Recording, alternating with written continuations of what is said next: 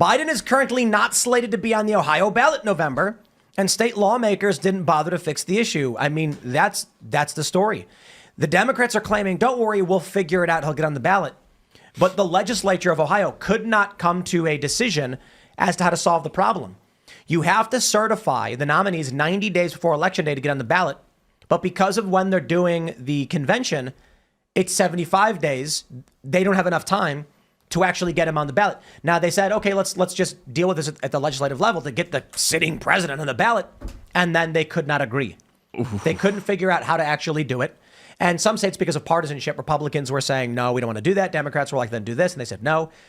So there's no Biden in Ohio. And that's a big swing state, too, right? It's a big swing state. It's an important one. Now, it is leaning Trump, but according to all the polls. Why did the DNC, who sets their calendar for their convention, not think this one through? Like, they're blaming Ohio, but I don't understand why the DNC picked the dates that it did.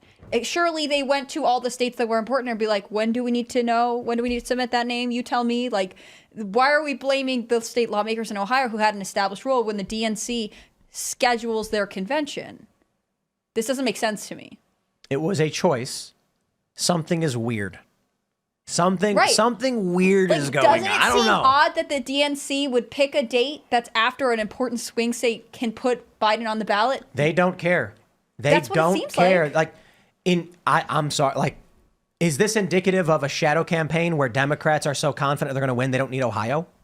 Oh, or man, Biden, that's apparently. so reckless. That's so reckless. Well, it's weird, too, because Gavin Newsom has been in the news the last week or couple of weeks, I've noticed, talking about some autobiography that he's apparently been working on for 4 years. But if he comes out with a book, though, do you think they're going to try to slide him in, or is that just too much of a stretch? Maybe, but he's just like a leftist Romney. You know what I mean? Yeah. He doesn't He can put a sentence together, though.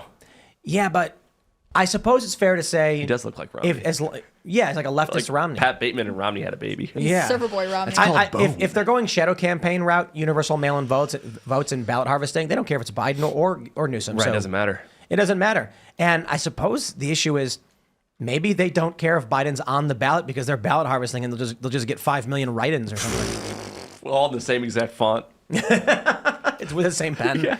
One old man. Did you use papyrus? One guy walks out of watching Avatar? One guy walks out of a nursing home and he's got one massive right forearm and a pen in his hand. It's like, I have been signing 3 months.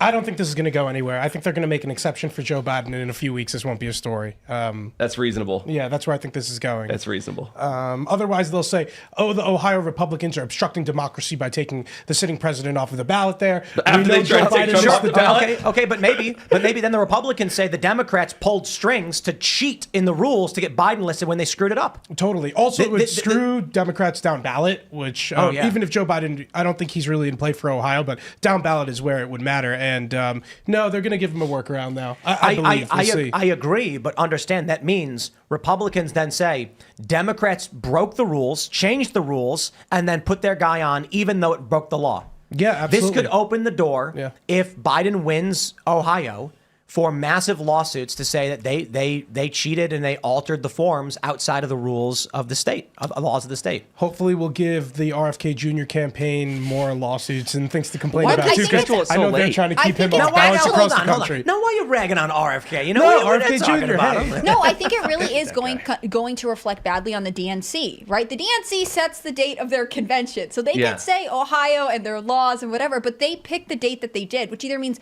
they don't care, they think they should have an exception to the rule, which shows incredible arrogance, or this is a consistent issue they've had. They've decided that they are changing how they're operating and everyone must conform to the will. Remember, they changed their primary schedule. Instead of going with first in the nation New Hampshire, they were like South Carolina. And then Bernie won in 2016 and they just said, no, Hillary won? Yeah. I mean, I think that there are probably a pocket. I don't know how many, but there are probably some, think of like the Blue Dog Democrats, people who are still part of the party but aren't sort of necessarily progressive, who are looking at the party change and alter their rules constantly, who are like, what are you guys doing? You didn't catch this? There were Democrats in New Hampshire who were like, hey, we got to have a write-in campaign to make sure, because Biden wasn't even on the New Hampshire primary ballot during the time, because they were like, we don't care about New Hampshire. South Carolina, which, by the way, he won handily, even though he lost to New Hampshire. I mean, there's a reason they're doing what they're doing, but I think it separates the voters from the DNC as an organization.